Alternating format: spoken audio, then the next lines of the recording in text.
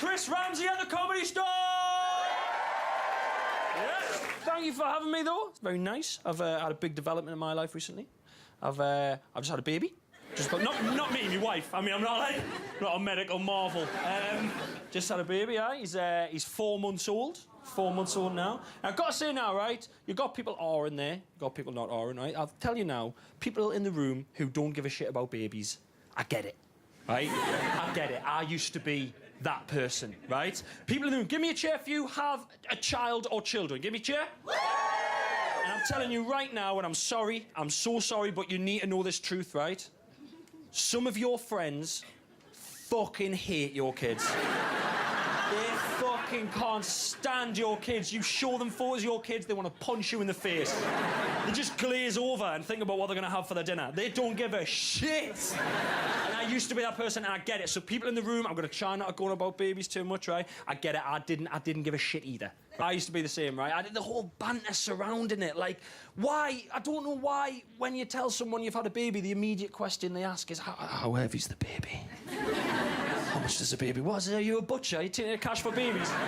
You weighing me baby in? Is this a drug deal? What the fuck's happening?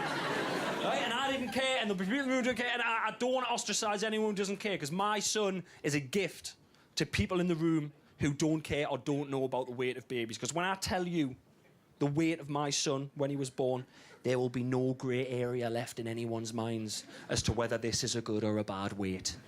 When my son was born, my son was £10.5. Yeah, he came out and went straight to university.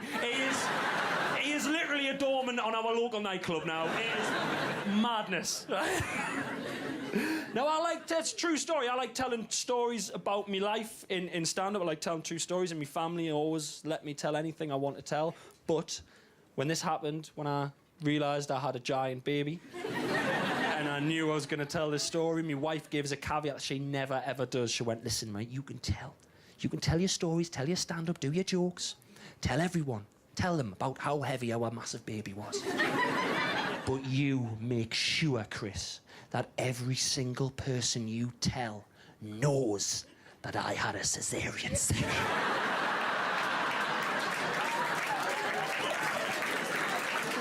Otherwise, they're going to think I'm just some whale who just pops out fully grown mammals.